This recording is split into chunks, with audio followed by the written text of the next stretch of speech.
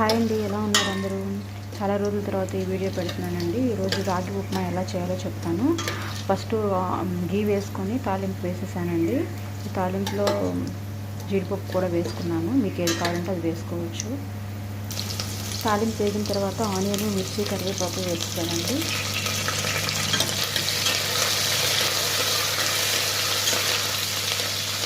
Tomatoes curry వేసుకుంటాను. కొంచెం అల్లం తురుము కూడా తీసుకున్నానండి. టొమాటోస్ యాడ్ చేశాను.